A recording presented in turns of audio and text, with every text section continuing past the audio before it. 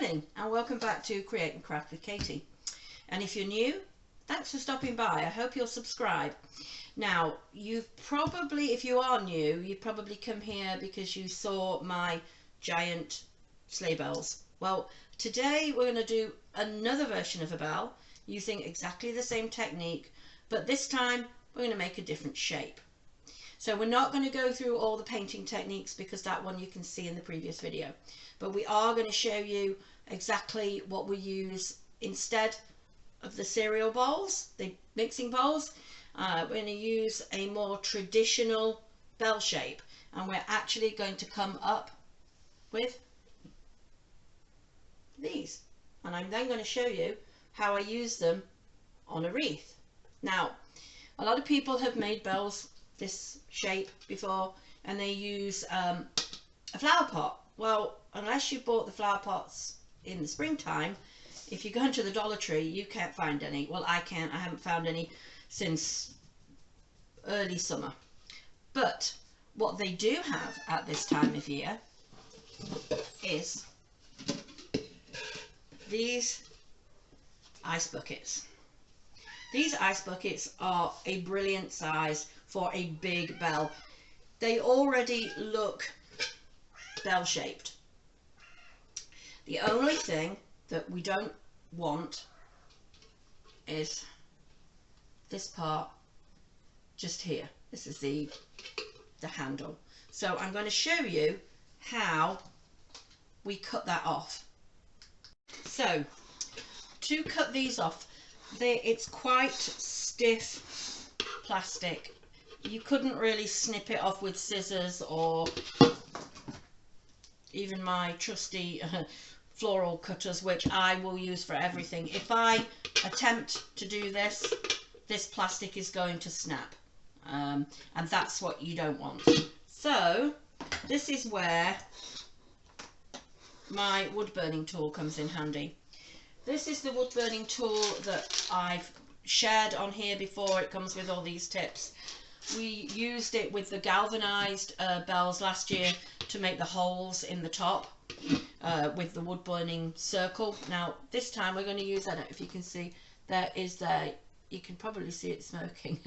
That is an X-Acto blade that is designed to go in the top of here, and it's hot. You heat it up and you can then cut through this plastic to get rid of it. It takes a little bit of a steady hand, but because of the paint technique that we're going to put on the bell, it doesn't really matter if it's a little bit rough around the bottom of the edge, because the paint will just meld into that and make it look even more old. So it's literally a case of holding the knife,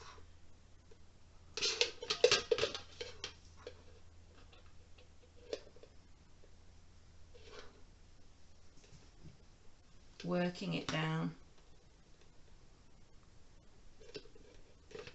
You begin to see it takes a while because it's hard to I'm trying to show you backwards, because usually I would be looking at this from the top. So once you feel it start to go, then this piece under here is much thinner.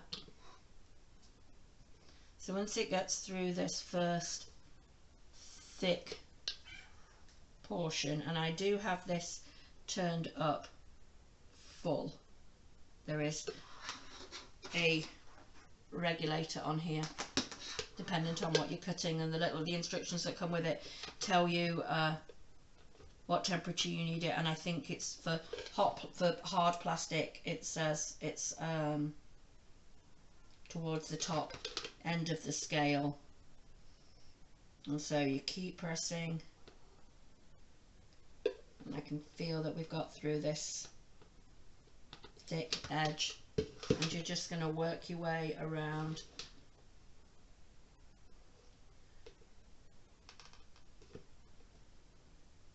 You see, it's very hard for me to show you, but I'm going to put it back in its slit, and I'm gradually pushing, using my strength to push against So I'm running this knife right around the top edge. You'll be able to see in a minute that this is going to pop off. We're going to get right to the end. The more pressure you apply, the quicker it will go through. See, the knife's almost at the end. And there it goes. So it has a little bit of a rough edge along here. If you want to, you can clean it up by keep holding your knife against it and taking them off in slivers. And you could also sand it down. It's hard because it's plastic. So remember, even though we think we're working with something else, it's not. It's just cheap Dollar Tree plastic. But then we're going to take the other one off, and then we will work on the rest of the bell. So for the tops of these ones, we're going to go with the pool noodle slice and the shower curtain ring. And from before, we're simply going to cut down into the pool noodle, taking out a little notch on each side, and the shower curtain ring will fit it inside, and you glue it and paint it. Now, as I say, we're not going to go through the whole way of doing this because this is in the previous video. I will link it in the description, and it will be linked in the video right at the end, because there's no point going over it again. It's exactly the same technique. The paint it black with the spray paint, then spray it with the orange and the yellow and the brown, let it dry, add the school glue, let that get tacky, and then add your acrylic paint on the top and let it crack. And so we end up with the two bells. Now I've left them silver inside because what I'm going to use them for, you're not going to see it. Now if you wanted to, you could obviously spray them inside with a black paint or a white paint, whichever colour you'd like. And if you wanted to add a clapper, you could do. You could use a Dollar Tree jingle bell on a piece of rope and hot glue it in the top here, and then you could actually make the bells ring. Mine is going on a wreath that's going on my front door, and we get quite a lot of wind here, and so the last thing I want is to be listening to jingle bells on my front door all the time, so I left the bell out. I just wanted to show you, I think I've told people about this before, but this is my little desk vacuum. You can see how it gets covered with paint flecks and glitter and snow off items. You just press the button. This little thing is brilliant, and it gets rid of all my mess in between working on the project. Picks up glitter, anything you want. It's charged by USB. The charge lasts forever. I can't remember the last time I actually charged this. And you unscrew the top, and the dust and everything is inside. There are lots of these available. I got mine on Amazon. There's some really nice funny shaped ones. You can get ladybugs and things like that. I just got this white one because it went with everything else in my craft room. So we're going to be making a wreath today. Now I know there are millions of wreath videos, so I'm not going to do every step, but I am going to show you just a couple of little tips that I think you might find useful, especially if you're not very good at making a bow like me, and you would like a tip on how to add a sign to your wreath. One thing I would like to share is that if you've watched me make wreaths before, you'll have seen this metal wreath stand that I have. I bought this years ago. Well, I'm now making a wreath for the front door, and I'm using a 30-inch diameter wreath, which is too big for this. So I asked my very handy husband if he could make me a wreath stand. It has a nice big 2x4s on the bottom. This is tall enough to make my big wreath. It has this that you hang the wreath on. Let me see if you can see that now. This is just a plain pine wreath. This one was from Hobby Lobby because it's the closest place to me that sells them at a really good price. These are $24.99 and 50% off obviously right now. So this huge wreath, which will fill my front door, was $12.50, and so it really makes it inexpensive. You could always make a pull noodle wreath. You'd probably have to attach 2 pull noodles together, and then you could wrap it in garland, but I prefer to use the ones with the metal frames because I find it easier to attach items to it. So this is the wreath that we're actually going to use. I'm going to show you 2 tips before we start to assemble it. The first tip is, if you see the wreaths that are on Etsy and places like that where they charge you $100, $150, $200 for a wreath, they always seem to have a really nice traditional sign attached to it. This one here, this is metal here on the front, and it is boxed all the way around, and it came from Hobby Lobby again. So this was $6.50 on sale. Now it's designed to either sit on a shelf or hang on a wall. Can you see it's got one of those little keyhole attachments? So it makes it difficult to know how to attach it to your wreath. Now you could glue it in. Now hot glue will work, but if you're putting it outside, that won't last very long. Other glues will work outside. However, if you'd like to switch and change your wreath around, so you're keeping the same form, only buying that once, and want to switch it out for something else the next year, you might see a different sign that you like. If you pull the sign off with the glue, you're going to damage the actual branches on the wreath. Also, it's very likely, because this has got that pressed cardboard on the back, that you will damage that cardboard as you pull the sign off. So my tip, I'm going to show you that I've attached it already on here, is to use an eye-ring. Now these little eye-rings, they usually come in a picture hanging kit.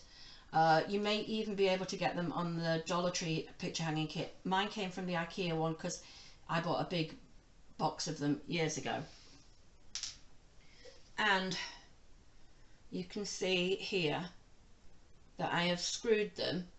They only screw in hand tight into all 4 corners of the sign. So what that means now is that when we come to want to place the sign in the wreath, and we're going to probably nestle it right in here, it means that you can get a branch here from the wreath. I'm going to be working from it from backwards, and it's going to poke it through. I'll show you in a moment. You poke it through. Can you see it's poked through the eye hole, and then you can pull another branch, say here, and wind these 2 together, and your wreath your sign is started to hold inside the wreath. You're then gonna, let's make sure it's straight for how I want it from here. So you then would get the other corner here, and get a branch. It doesn't pull the branch through the eye hole, so it's tight here. Get another one and twist tie those 2 together, so you'll be able to see from the front how it's beginning to look. And and then you just attach the other two and you can get it completely lined up, and then this will not move, and you can just rearrange the branches once it's actually all attached inside it, and then this will stay. And it means that if a next year, say, because I can never decide which sign I'm going to put on mine, so I had also bought this one. This one does not have the full cardboard back, but it does have the wooden frame, so you can easily screw the eye loops in here, the eye screws, eye hooks, screw them in, and then you can attach it in. So it means that if I next year decide that I want to use this somewhere else and I want to use this, I can attach the eye hooks. Obviously with a smaller one you're going to have to work your way across, and you'd probably use this on a smaller wreath, or you could offset it. Quite often I like to do an offset wreath where the sign will be here and then the florals will be here, and maybe a big bow down here at the bottom. But these eye hooks are definitely something that comes in handy in your craft room. So the next tip I'm going to have for you is for people who are very bow challenged. I know I am. Now I can follow instructions and make a bow like Eileen's Country Corners funky bow. I can do that, that's easy. But when it comes to one that's just that big fluffy bow that you see on the ones in the stores and the one on Etsy and all these custom places, then I can't do them, but I can with a tip. So this is the big type of bow that I like, all these big loopy pieces. Now I've pre-made this bow so that I can show you how it's gonna work. Now always use wired ribbon. Everybody will tell you that. All you're going to do, this one has 1, 2, 3, 4, 5 loops on each side and a smaller central loop and 2 tails. All you do is you work out what 2 loops, a length of ribbon that will make 2 loops, one on either side. So pinch it in the middle and see how much it's going to be. Then cut this ribbon off, and that will be your length of your loop. Would be a length of your 2 loops, one on each side of the central piece. Then hot glue them and make as many loops as you want, remembering that each one of these will be a loop on one side and a loop on the other. So this one I've got 5. When you've made all the loops, you can then make a smaller central loop. Do exactly the same thing, cut it off here, hot glue it together so that you have the loop. Then stack your loops on top of each other, making sure that they're right in the middle. You can fold them, it won't matter, it's wired ribbon, and you can spread them back out. So layer how many you've got on there, put your smaller central one in the middle, get a chenille stem, push it through the center, as you can see here, twist it together, and this is what the bow looks like, obviously from the front. So we've got all 5 pieces here, the central one in here. Tie that together, hold it in place. Then cut yourself a piece of ribbon that's going to be twice the length of the tail, so it's going to make 2 tails. Fold that ribbon in half with both pieces facing forward. Attach it onto the back where you've got the chenille stem. Twist the chenille stem into place to hold the tails in place. Dovetail the ends of your bow, and then you have your big bow ready to go on the top. You already have the chenille stem, which makes it easy to attach. I do not like to hot glue anything into my wreaths. I like to zhuzh them around a little, and sometimes I'll even have them hung on the door for a couple of days and go, I could do with adding an extra piece here or moving this piece, or plus it means that you can always reuse everything that you have on there. But so by using this, you'll be able to attach it to wherever you want it on your wreath. It could be on the bottom, it could be on the top, it could be on the side. And then once it's attached, you're going to puff and fluff all of your ribbons out so that they're in the position that you want. So this one's going to go on the top, but it's going to go on after we've added the bells.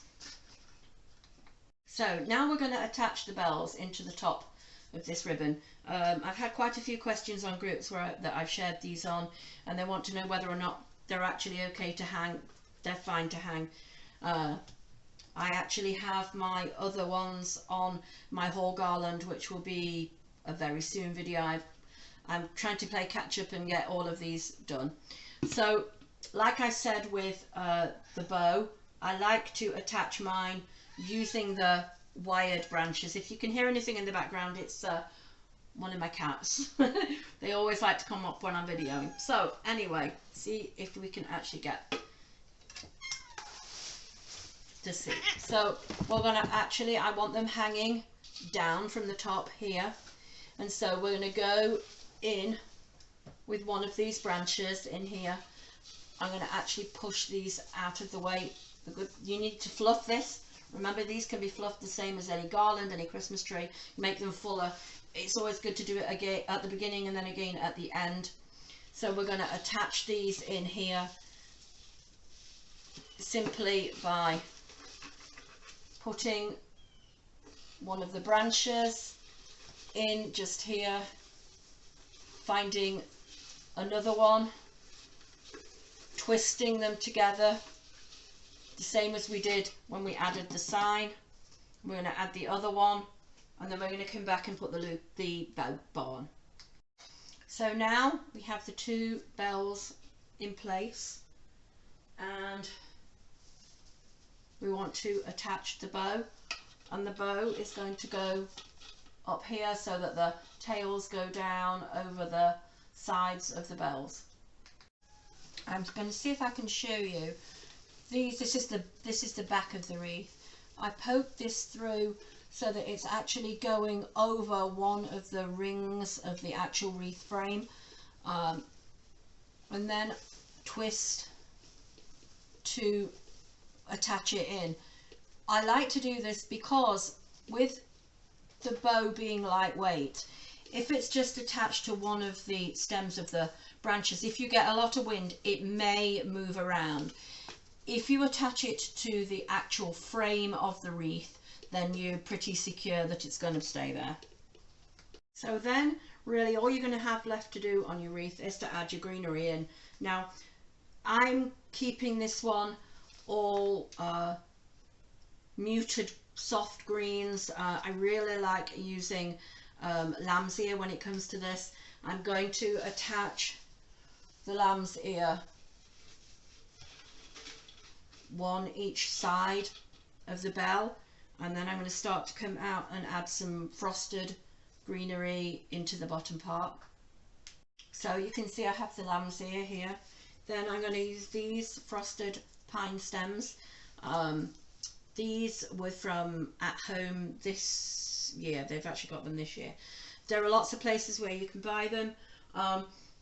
These were only like $1.99 a stem, so they're not very expensive.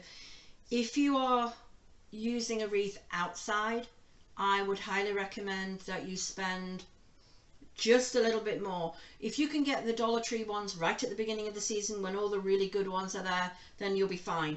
But if it's this late into the season, you may not find them, and these are a little bit better quality. Now I only have 4.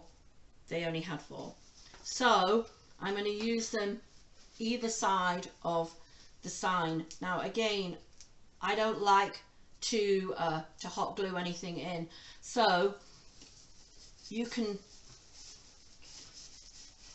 nestle it in here, find the piece at the back,